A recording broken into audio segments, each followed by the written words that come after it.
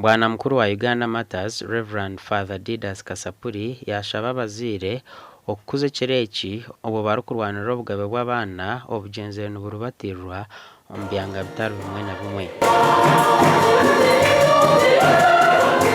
Ukabuze mu ngeji cyo kubona abana bitu abana kuri kubishi icyo cyabana muteki tukurabisha twena n'utwunzi abana bitu kwera kubita.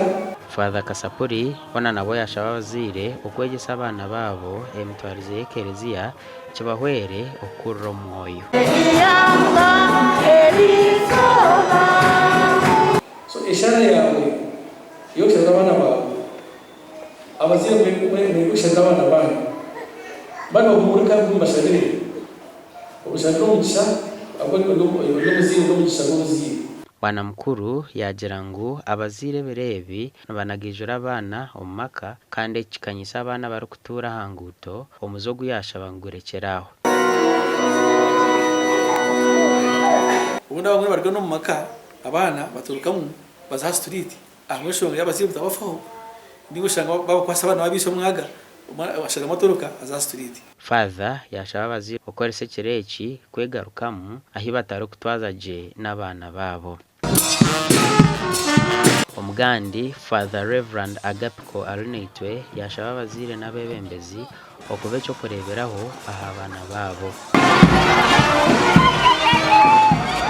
Ebyabugambo bw'abana n'ekereziya barukwijwe ekiro kyabo oba abana babojo bitwa omurukwe okwenda kwita Yesu. Itabikiriza mukamawuti Yesu Kristo yabayize kuzarwa omugabe Herode obwirobwe yamanya ngo ubwo mugabo azirwe naza okwiza okumwiha angoma ye yakuze mbweni yasharamu ngo ayite abana abaryanse y'imyaka 2 ababozo kandi abimizigije. Father Aruneitwe yashaba abazire obutosha kuba bo mutano omisho g'abana babo. Abana bitwa aba ndebenda obugabe bwabo. Abana bitwa aba binekura kurungi nabo nk'abandi. Abana bitwa aba toshe kuba bakwesibwa emirimo eremeye. Aha abana Father Aruneitwe yabashaba kworoba no kukunda Ruhanga. We will rejoice and be glad in it.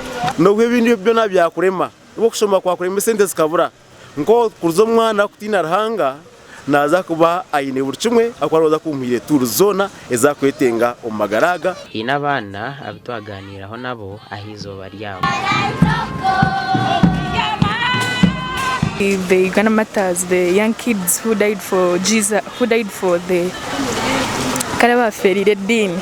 Kandi twegere twayegamo ibintu bingi nibatwara n'oku ahandi nk'okwe za shema tuza kutera bandi nyowe ekyo kiro kinda kibonire kandi ite nk'abana ntwegisa kiro kimpaka kugira ngo twate n'abazire bitu. Gasha kwa turiya mureba Paul na Senyo mu Gideon.